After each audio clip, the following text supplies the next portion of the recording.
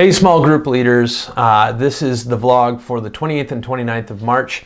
Yes, we're getting to the end of March, and yes, it's still cold outside, but I guess we live in Canada. Anyway, this week we're talking about James chapter 5 verses 1 to 6.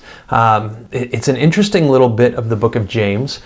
James has been talking to Christians about Christian ethics, how they live in light of what Christ has done. And in this little section, James kind of switches gears. He stops talking to Christians and he starts talking, he's talking about non-Christians and their wicked use of wealth. And so as we talk about this one, I am going to be making an explanation about that to the students. My talk starts with a few paragraphs on who James is talking to and what he's talking about. And then we're going to look at what it means. I mean, why is this in the Bible? Why does James stop talking to Christians and start talking to non-Christians? And can we gain anything from that? And so here are my points. Number one, wealth itself is not evil. Number two, wealth can be dangerous. And number three, use wealth wisely.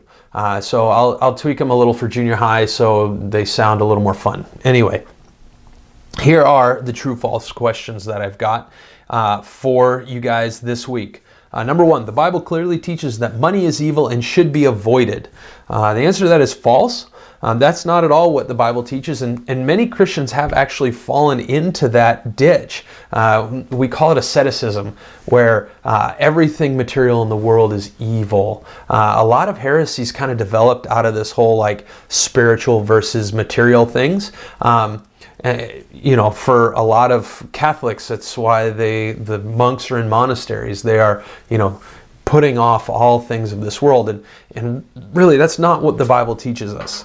Number two, wealth is good. I can do anything I want when I have enough money. This is also false. The statement misses the meaning of using wealth wisely or in a godly way. Just because you have money doesn't mean that God is allowing you to do anything you want whenever you want. Number three, wealth is good as long as I use it wisely and for the glory of God. This is the true statement. Okay, number four, God doesn't care how I use the money I make. I'm the one who works for it, so I can use it however I want. This statement is false. Christians do all things for the glory of God, not including how we manage our money. And also we have to realize that everything is a gift from God. Number five, wealth is an area that we need to use godly wisdom in handling. Outside of God's wisdom, I will fail miserably at this. That's true. Remember, the Bible teaches us that our heart is wicked and deceitful above all things. It's sick. How can we know it? And our heart tells us, hey, money means more stuff. Money means happiness. Money means things like that. The world teaches us that, and it is not true. We will fail miserably outside of God's grace when it comes to handling money. Number six, how I use my money is a pretty clear indicator of what I believe about God. True. That's a definite true statement. When the world says put your money where your mouth is, Christians should make sure we're putting our money where God commands us to put it, to care for the poor, to be generous, not to accumulate treasures here on earth. Actually, Matthew 6:21 says, where your treasure is, there your heart is also. So if our treasure is here on earth, an accumulation of money and wealth and goods, then that's where our heart is. So those are your 6 true-false questions. Discussion questions. This will probably run a little quickly this week because, as you heard all of those true-false questions, most of your kids are not going to be fooled by that. They're going to know the answer. But we definitely want to dig deeper. So these are going to be some pretty pointed questions. Every student seems to have money. I remember high school. Mom and dad give you money, you have a job, whatever. In what ways are you using money in a godly way?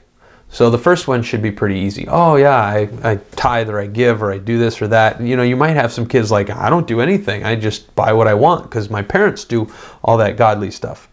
And so we further that question with, in what ways are you using money in a non-godly way? So really, I want to challenge the students to think about, where their money is. That determines what they believe about God. So if their money is always spent on themselves, or they never tithe, or they never give to the needy or the poor, that kind of determines their view of God. because God promises that we will have our best life in heaven. He doesn't promise that we should have everything we want now. So are we overspending on certain things to up our image? Are we buying stuff that doesn't please God? Are we giving? All of those questions. Number 2, how do we change our use of money from selfish and ungodly to honoring God? So again, dig deep. How, aside from, well, I'm going to start giving, some money to the church. How do we dig deeper than that? How do we use our money in a godly way? How do we honor Him in how we spend? Our shoes. Are we accumulating stuff that we don't need?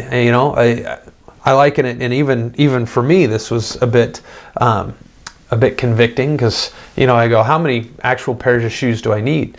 In my culture, I go, I need dress shoes in these colors, and I need a pair of work boots, and I need a pair of tennis shoes, and I need a pair. But how many of those things do I actually need? Or how much do I need?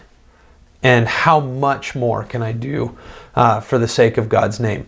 So anyway, that's what we've got going for this week. I will get this all emailed out to you. Thank you for what you do. Thank you for caring for our kids, and keep it up. I'm praying for you. Bye-bye.